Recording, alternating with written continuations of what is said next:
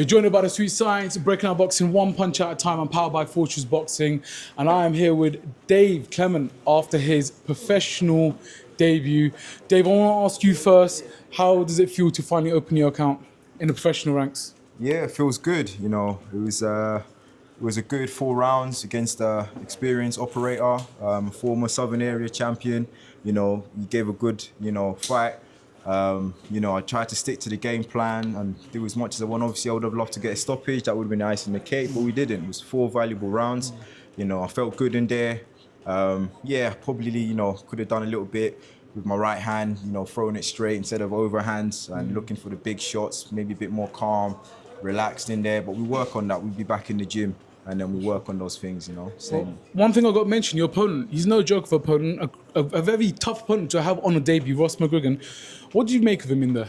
Oh mate, he's a good operator, man. He's slippery, he's tall, he's rangy. I knew I couldn't be, behind that jab. He throws a nice snappy jab, so I thought, I need to get close. I got to get my jab working. I think that was the decider tonight, was me getting my jab working, making sure I could out jab him and just work off that jab. But yeah, he was good, good on the back foot. He's one of them ones, he can make you look silly, and I try not to copy him, trying to stick to what I'm doing, not go into his sort of style and shell up. So yeah. I'm sure if there was more rounds in there, I'm sure I probably would have got him out. So I feel like I don't know 4 rounds, to be honest. Absolutely, you look very fit in there. Coach, I just want to go into you quickly.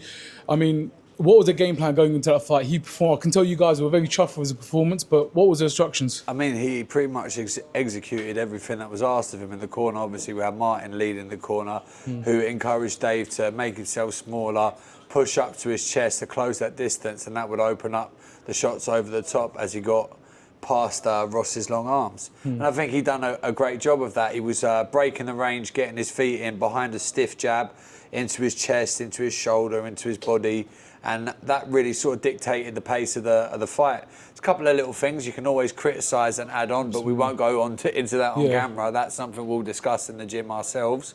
But all in all, that's like a 10 out of 10 debut, do you know what I mean? Well, let's critique it a little bit, let's give it an 8 out of 10, because there's still a couple of little things, but against that level of operator he's in there with, it's no joke, and he's forced Ross in round 3 to snap out of being a road warrior and show us the prospect that he was before and bring that version of himself out and put Dave under a bit of pressure, but he covered up, dealt with the shots and stuck to the game plan that he was instructed to follow, and the results speak for themselves. We got a great debut win for him today. Absolutely. We've done it without these guys as well. Each and every one of them that were here, Adrian, Gary, Andre, these guys working day in, day out in the gym with me. Listen, what you saw tonight was them, working, countless drilling. Listen, times I'm there, I'm like, oh, not again. Then for your first debut, you've done really well, because sometimes when you get a boxer comes out for the first time, especially pro, they want to show what they're made of. They want to get in there, but you didn't. You listen. You listen all the time. You listen in the gym. That maturity and that patience. You've improved so much. Thank you. One thing I do want to ask from you coaches as well, what is it that you see in this man that's going to go far? What's the one good quality? Obviously, you guys as coaches, you work with him day in, day out. What's one thing that really sticks out? His attitude. His attitude to training. I mean, Action Man speaks volumes for itself. Great you shape. don't get a physique like this without putting in hard work, dedication and commitment, because that's looking like that, and he does all year round. To stay in shape like that all year round is beyond just genetics. You've done it now, you've got to have your shirt off all the time. I might take a few leaves out of your book. But anyway, going on from that, he's in the cruiserweight division, a tough division even domestically and on the world stage.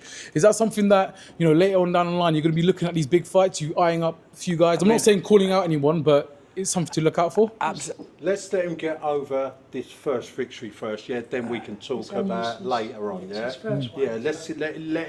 enjoy this. Yeah, now, absolutely, for sure. And then when we're back in the gym on Monday, then we're going to go over, as Adrian said, we could have gone 10 out of 10. Yeah. But we don't want a 10 out of 10, because no disrespect to Dave, we're going to pick up on the points that what we think they should do next, But this is about today, Like I said, he didn't pick how can I put it, journeyman, or no disrespect, I've heard commentators say a bum from off of the street. No, definitely not. He Former took area on champion. An area champion, a man who's recognised, and he done absolutely well. Yeah, the proof's absolutely. in the pudding. Yeah, and I mean, like I said earlier, Ross McGregor is not a joke of opponent to definitely have on your first fight. But obviously, a fantastic performance by you. Now, I just want to ask, going into the future. I mean, we're halfway through 2026. What do you want to achieve by the end of 2026/2027? Do you want to maybe fight for a title early 2027? You know what? I'd love to get out, possibly another 3-4 times this year. Obviously, I'll leave that to my coach, and my coaching staff are with me as well. Obviously, as in the pro ranks, you obviously have to, take each fight as they come. But yeah, early 27, I'd love to, possibly, step up. But I'll obviously leave that to my team. They'll know I'm ready. And then, yeah, we could be talking about titles even in 2027 as well. Absolutely. I think you're in great hands here. Just want to touch on your sport. You have some great fans out there cheering for you. The whole of your call was lit up, shouting your name. Have you got any kind words to say to some of your sponsors or anyone that you do want to shout out in general? Absolutely. I want to thank each and every one of them that came out to support me. Listen, I know, a lot of them that come from far, some of them who, bought tickets and even that couldn't make it. I want to say thank you to them as well. I know it's not easy giving your hard-earned money, to support, but I appreciate that, and it doesn't go unnoticed. And I want to tell them that every time they come out and support me, you're always going to get your money's worth, and we're on a journey together. Action-packed. And that's it, yeah. You're always going to get action. I'll always give my best, because I know people are here, to watch me and support me as well. That's great. The cruiserweight division has gained another gem, definitely one to look out for. And David and Coach, thank you so much for your time for this interview.